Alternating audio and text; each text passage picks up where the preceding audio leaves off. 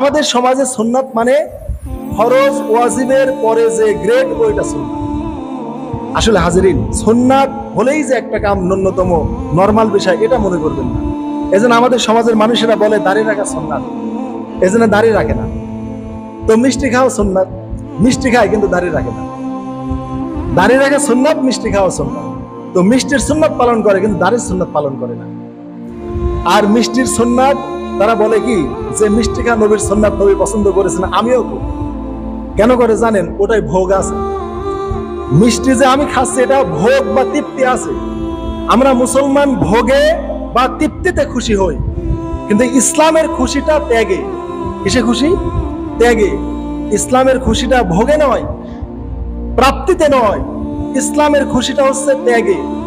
এই জন্য আপনি যদি আল্লাহর জন্য কোনো কিছু আপনি স্যাক্রিফাইস করতে পারেন, ত্যাগ করতে পারেন, এই যে হৃদয়ে একটা আপনি শান্তি পাবেন, এই শান্তি আপনি কাউকে দেখাতে পারবেন না। হৃদয়ে যে আপনি একটা অব্যক্ত অনুভব আপনি করবেন শান্তির, এটা আপনি কাউকে আপনি মুখ দিয়ে ভাষায় করে প্রকাশ করতে পারবেন না। ইব্রাহিম আলাইহিস সালাম এবং ইসমাইল আলাইহিস সালাম আল্লাহর বিধানের কাছে নত হয়ে অবনত হয়ে তারা যে অন্তরে যে প্রশান্ত পেয়েছেন, এই প্রশান্তি আর কিছুতেই পাওয়া যাবে না, কোনো কিছুতে পাওয়া যাবে না। হাজিরিন, আমরা তো জাগতিক বিষয়ে, আমরা ভোগে, আমরা প্রাপ্তিতে আমরা খুশি হতে চাই, কিন্তু আমরা ত্যাগে আমরা খুশি হতে চাই না। এই জন্য আমাদের যদি বলা হয় এই দুনিয়াতে সবচাইতে সুখের কি জিনিস, যদি আমাদের প্রশ্ন করা হয় এই দুনিয়াতে সবচাইতে সুখের কি জিনিস, তখন আমরা কি বলবো? কি বলবেন? আপনারা কি বলবেন? স্বভাবতই আমরা আমাদের স্ত্রীর কথা বলবো, যে স্ত্রীর চাইতে প্রশান্তির জিনিস স্বামীর কাছে আর কিছু নাই। কিন্তু আপনি যদি আমাকে প্রশ্ন করেন যে এই দুনিয়াতে সবচাইতে সুখের কি জিনিস, আমি স্ত্রীর নাম নেব না, আমি নিব গভীর অন্ধকার রজনীতে রাত 2-3টার পরে একবারে রাত্রির শেষ প্রহরে মহান ঘুম থেকে জেগে মহান আল্লাহকে স্মরণ করে ওই টাইমে পানি দিয়ে ওযু করে ওই টাইমে যদি আমি সালাতুত তাহাজ্জুদ হিসাবে আমি 2 রাকাত নামাজে দাঁড়িয়ে যাই, আর ওই নামাজে যদি আমি সূরা ইয়াসিন, তারপরে সূরা রহমান, সূরা মুলুক, এইরকম সূরা যদি আমি পড়ি, আর আযাব গজবের কথা স্মরণ করে আমি যদি সাজদায় এক ফোঁটা চোখের পানি ফেলাতে পারি, তাহলে এইটাই আমার যে তৃপ্তি আমার অনুভব হয়। আর কিছুতে এই তৃপ্তি আমি অনুভব করতে পারি না, কোনো কিছুতেই আর এটা আমি অনুভব করতে পারি না। তো আপনি ওরকম হৃদয় তৈরি করেন, নবীগণ যেভাবে তৈরি হয়েছেন, সাহাবায়ে কেরাম যেভাবে তৈরি হয়েছেন, ওইরকম হৃদয় তৈরি করেন, তাহলে জাগতিক ভোগ্য বস্তুতে আপনি আর সুখ পাবেন না। জাগতিক কোনো ভোগ্য বস্তুতে, হোক সেই স্ত্রী আমাদের ভোগ্য বস্তু, এবং দুনিয়ার সবচেয়ে উত্তম ভোগ্য বস্তু হচ্ছে স্ত্রী, কিন্তু স্ত্রীতেও আপনি সুখ পাবেন না ওরকম অন্তর যদি তৈরি করতে পারেন। কেননা মুসলমানদের সুখ ভোগে নয়, ত্যাগে। আর এই কুরবানিটা ভোগ নয়, ত্যাগ। কুরবানিটা কি? এটা ভোগ নয়, ত্যাগ। আপনি কুরবানি করবেন, এটা ত্যাগ করতে হবে। আপনি গোশত খাওয়ার নিয়াত করলেন, ফ্রিজ লোড করার চিন্তা করলেন, এই চিন্তা করলে আপনার আর কুরবানি হচ্ছে না। কেননা আল্লাহ তাআলা বিধান দিয়েছেন তুমি জবাই করে ফাকুলু মিনহা ওয়াতিমুল বাইসুল ফাকির ওয়াতিমুল কানিউল মুতার, তুমি দুস্থ দরিদ্র অভাবীকে তুমি খাও, তুমিও খাও।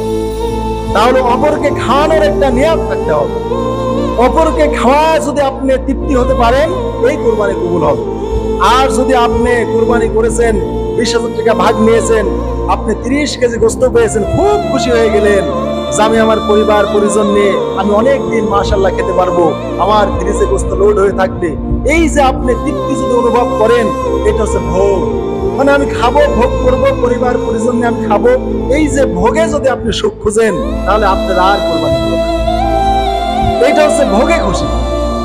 মুসলমানদের ভোগে খুশি হওয়া যাবে না, ত্যাগে খুশি হতে হবে। তো হাবিল আলাইহিস সালাম উনি ত্যাগ করেছেন, ত্যাগে খুশি হয়েছেন। আর কাবিল ভোগ, আমি ভোগ করব, আমি তৃপ্তি, আমি মেয়েকে বিয়ে করতে চাই, আমার বোনকে আমি বিয়ে করতে চাই, ও সুন্দরী, একসাথে মায়ের পেটে ছিলাম, একসাথে বড় হয়েছি, একসাথে দুধ পান করেছি, ওর শুধু ভোগের চিন্তা, খালি ভোগের চিন্তা, ভোগ করব, সুখ অনুভব করব। তো কাবিলের চিন্তা চেতনা ছিল শুধু তৃপ্তি আর তৃপ্তি, তৃপ্তি আর তৃপ্তি, শুধু আমি ভোগ করব। আর হাবিলের চিন্তা ছিল আমি ত্যাগ করব, আমি বিসর্জন দেব, আল্লাহর বিধানের কাছে আমি আমার নিজেকে সঁপে দেব। তাহলে এই জন্য আল্লাহ তাআলা কাবিলের কুরবানি কবুল করেন না। কাবিলের চিন্তা ছিল তৃপ্তি, কামনা বাসনা প্রবৃত্তির চাহিদা পূরণ। এই জন্য তার চিন্তা ছিল খালি সুখ অনুভব করা, ভোগ করা, ত্যাগ করা নয়। আর এই অনুভূতির কারণে আল্লাহ তাআলা কাবিলের কুরবানি আল্লাহ কবুল করেন নাই। বিপরীতে ইব্রাহিম আলাইহিস সালাম এবং ইসমাইল আলাইহিস সালাম তারা ত্যাগ করেছেন, ভোগের চিন্তা করেন নাই। ইব্রাহিম আলাইহিস সালামকে যখন আল্লাহ হুকুম করলেন যে হে ইব্রাহিম তুমি কি করো, তোমার সন্তানকে তুমি জবাই করো, ইব্রাহিম আলাইহিস সালাম আল্লাহর বিধানের কাছে নিজেকে সঁপে দিলেন, একটুকু চিন্তা করলেন না। 80 বছর বয়সে আল্লাহ সন্তান দিলেন, চুলদারি পেকে গেল। ইমাম বুখারী আদাবুল মুফরাদে আছে পৃথিবীতে প্রথম চুলদারি পাকে ইব্রাহিম আলাইহিস সালামের। 100 বছর বয়সে তার সুন্নাতে খাতনা হয়। এত একটা বয়বৃদ্ধ মানুষ যখন চুলদারি গুলো পেকে গেল, আল্লাহকে বললো আল্লাহ এগুলো কি? এই যে আমি সাদা চুল দেখছি, সাদা দাড়ি দেখছি, এগুলো কি? আল্লাহ তাআলা বললেন এগুলো সম্মান, এগুলো মর্যাদা। কোন মুসলমানের যখন চুলদারি পেকে যায় আল্লাহ তাআলা তার মর্যাদা বাড়িয়ে দেন। তো আমি আল্লাহ তোমার চুলদারি পাকিয়ে দিয়েছি, এটা তোমার মর্যাদা। ইব্রাহিম আলাইহিস সালাম বললেন আল্লাহ তাহলে আমার মর্যাদা বাড়িয়ে দাও। সুবহানাল্লাহ বিহামদিহি। কি বললেন? আল্লাহ আমার মর্যাদা আরো বাড়িয়ে দাও। এই জন্য সাদা চুলদারি পাকা এই মুমিন মুসল্লিদেরকে যারা সম্মান করে না, এই বয়বৃদ্ধকে আল্লাহ রাসূল বলেছেন সে আমার উম্মত না। তাহলে এই যে ইব্রাহিম আলাইহিস সালামের চিন্তা, ত্যাগ করা, বিসর্জন করা। চুলদারি পেকেছে, আল্লাহকে বলেছে আল্লাহ এগুলো কি? বলেছেন এগুলো সম্মান, আমার সম্মান বাড়িয়ে দাও। আর আমাদের তৃপ্তি, ভোগ, চুলদারি পেকেছে, আমার দুনিয়া অনেক ভোগ করতে হবে, আমার স্ত্রীর কাছে আমি বৃদ্ধ হয়ে যাচ্ছি, আমার সমাজের কাছে আমি বৃদ্ধ হয়ে যাচ্ছি, আমাকে মানুষ চাচা করে ডাকছে, আমাকে ভোগ করতে হবে, দুনিয়া আরো অনেক কামাই খেতে হবে, সুখ আমাকে সুখ স্বাচ্ছন্দ্যে থাকতে হবে, সমাজে স্মার্ট দেখাতে হবে। না না না, আমার চুলদারি পেকে গিয়েছে, এটা আর পাকতে দেওয়া যাবে না, আমাকে কালো কলপ করে ঢেকতে হবে। এটা হচ্ছে প্রতারণা, এটা হচ্ছে ভোগের চিন্তা, এটা ত্যাগের চিন্তা না। এই ভোগের চিন্তা যে মানুষগুলো আছে, এই মানুষগুলো কোরবানি করবে। অতএব আপনার চুলদারি পেকে সাদা হয়ে যাচ্ছে, আর আপনি দুনিয়া আপনাকে ছাড়তে চাচ্ছে, সমাজের মানুষ বলছে এ চাচা হয়ে গেছে, এ মুরব্বী হয়ে গেছে, এ চুলদারি পেকে গেছে, এ সম্মানী হয়ে যাচ্ছে, কিন্তু নিজে মনে করছেন আমি এই কাজগুলোর দ্বারা সমাজে আমি আমার মৃত্যু এগিয়ে আসতেছে, আমাকে মানুষ চাচা করে ডাকছে, আমার সম্মান কমে যাচ্ছে, আমি আমার স্ত্রীর কাছে মর্যাদা কমে যাচ্ছে, আমার বন্ধু বান্ধব দাড়ি রাখলে কি বলবে, আমি দাড়িগুলো চাচি, দাড়িগুলো আমি কলপ করি। এই যে দুনিয়া যে ভোগের চিন্তা করেন, তৃপ্তির চিন্তা, এই চিন্তা চেতনা যাদের আছে তাদের কোরবানি কবুল হবে। অতএব কোরবানি একটা হৃদয়ের ব্যাপার। টাকা থাকলেই পশু কেনা যায়, কিন্তু অন্তর টাকা দিয়ে তৈরি করা যায় না। এই অন্তর তৈরি করতে হলে তাকওয়া লাগে, আল্লাহর অন্যান্য বিধানের কাছে নিজেকে সঁপে দিতে হয়। এই জন্য আপনি নামাজ পড়তে পারেন না, যে নামাজটা ফরজ, যে দাড়ি রাখাটা ওয়াজিব এবং ফরজ পর্যায়ের সুন্নাত, সেই দাড়িটা আপনি রাখতে পারেন না, আপনার কোরবানি কিসের? কোরবানির চাইতেও দাড়ি রাখা বড় ওয়াজিব, কোরবানির চাইতেও দাড়ি রাখা বড় ওয়াজিব। আপনি বছরে কোরবানি করলেন না একবার, আপনার বছরে একটা কবিরা গুনাহ হলো, জোর হলো। কুরবানি আপনার সামর্থ্য আছে করলেন না, জোর হলে সুন্নাত বা ওয়াজিব তরকের একটা মানে হাই লেভেলের সগীরা গুনাহ বা একটা কবিরা গুনাহ হলো। তাহলে একটাই মাত্র কবিরা গুনাহ হলো বছরে, কিন্তু আপনি বছরে কয় সপ্তাহ? 50 সপ্তাহের উপরে প্রত্যেক সপ্তাহে একবার করে দাড়ি শেভ করেছেন, তাহলে 50টার উপর আপনার আমলনামায় কবিরা গুনাহ হয়েছে। তাহলে কুরবানি তরফ করলে বছরে গুনাহ হবে একটা, আর দাড়ি যদি শেভ করেন প্রত্যেক সপ্তাহে, বছরে 50টার উপরে কবিরা গুনাহ হবে। আপনার কিসের কুরবানি? এই সকল মানুষের কুরবানি আল্লাহ কবুল করবেন না। অথচ এই দাড়ি রাখতে কোনো টাকা পয়সা লাগে না। অতএব দাড়ি চাচা, ফাসিক, বেনামাজি এরা যে কুরবানি করে, এটা সাংঘাতিক ব্যাপার। এদের কুরবানি কিভাবে কবুল হবে আমার কাছে কোনো ডকুমেন্ট আমার নাই। আমি যতটুকু অধ্যয়ন করেছি কোরআন ও হাদিস থেকে, আমি তাদের কুরবানির কবুলিয়াতের কোনো হাদিস কোরআনে কোনো দলিল পাই না যে আল্লাহর অন্যান্য বিধানের কাছে নিজেকে সরতে পারে না, কিন্তু কোরবানির জন্য এটা জিনিস করে। 5 ওয়াক্ত ফরজ নামাজ আদায় করে না, জামাতে সালাত আদায় করে না, মুখে দাড়ি রাখতে পারে না, স্ত্রীকে পর্দায় রাখতে পারে না, হালাল উপার্জন করে না, আর এই মানুষগুলো কোরবানির জন্য ব্যস্ত হয়ে যায়।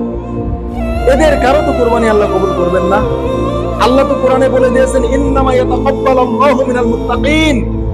কাবিলের কুরবানি যখন কবুল হলো না, কাবিল তো নিজেই বলল যে ভাইরে তোর কুরবানি কবুল হলো, আমারটা কেন হলো না? তখন কাবিলের তরফ থেকে আল্লাহ জবাব দিলেন ইন্নামা ইয়াতাকাব্বালুল্লাহু মিনাল মুত্তাকিন। আল্লাহ শুধু তাকওয়াবান লোকদের কুরবানিই কবুল করেন।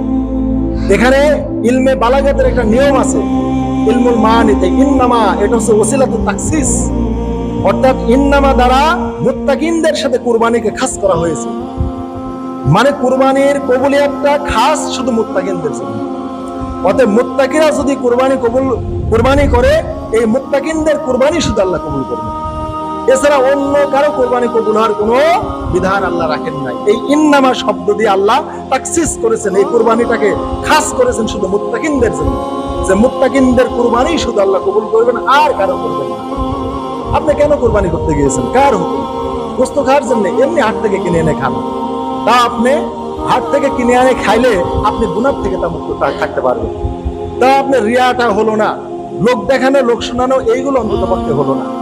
আর আপনি সমাজে দেখাচ্ছেন আমি কুরবানি করছি, লোক দেখুক, লোক শুনুক, আমার একটা কুরবানি আছে, আমি এত টাকা দিয়ে গরু কিনেছি, এত টাকা দিয়ে ছাগল কিনেছি। এই বিধানের দ্বারা বা এই আমলের দ্বারা কুরবানি করতে গিয়ে সওয়াব তো দূরের কথা, আপনার আমল নামে গুনাহ জমা হয়েছে। অথচ এই টাকা দিয়েই যদি বাজার থেকে গোস্ত কিনে এনে যদি ফ্রিজ ভরে রাখতেন, পরিবার নিয়ে খাইতেন, আপনার কোনো গুনাহ হতো না। কিন্তু আপনি আল্লাহর অন্যান্য বিধানের কাছে আপনি নত হন না, কুরবানির টাইমে এসে কুরবানি করেন, এই লোকদের কোনো কুরবানির বিধান নাই।